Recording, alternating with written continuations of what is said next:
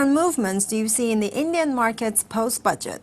I don't know about the short-term movements. There are a lot of issues at the moment in the markets. Primary is the state of the economy, and as we saw, the GDP numbers were not very encouraging, below 5%. So obviously that also does kind of have an impact on the market.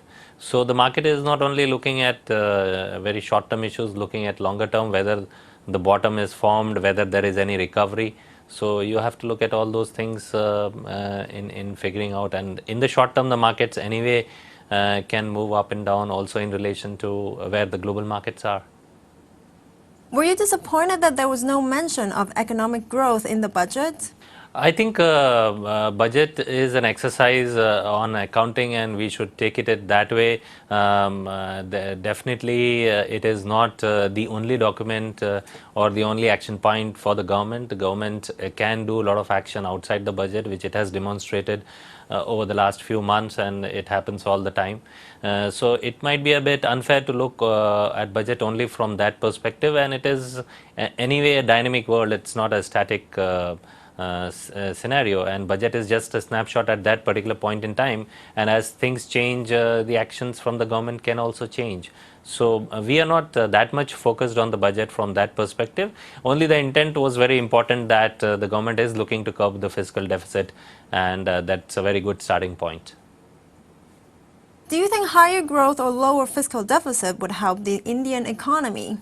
Which one would foreign investors tend to look at? Right. So it's not either or, it's a combination of both. So we definitely want growth, and you want a lower fiscal deficit. Obviously, the two are not hand in hand together. So if you have a lower fiscal deficit, then you might have an impact on the GDP number, which we saw in the last quarter, because you have the government curbing the expenditure, which gets reflected in the GDP number.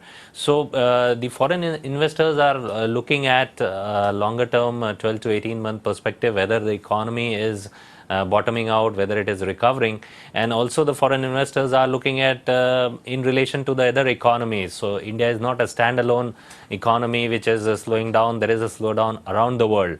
So in relative terms, whether the slowdown is more or less, and whether the slowdown is getting stopped, or it is continuing, or it is aggravating. So it is all those issues which the foreign investors have in mind before or when they decide to put in money in various markets. So from that perspective, India is slowed down, but we have seen slowdown around the world. So that's why you see a lot of money still coming into India.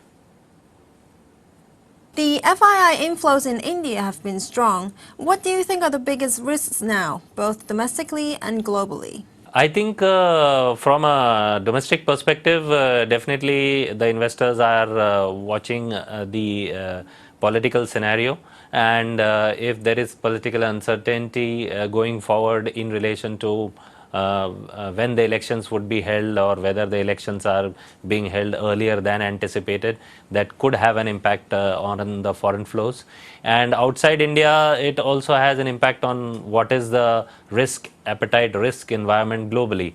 If there is a tremendous risk of environment for whatever reason, whether there is some issues in the US, or whether there is the resurfacing of the old issues in Europe, if there is a risk of environment, then also could have an impact on the fund flows coming into India.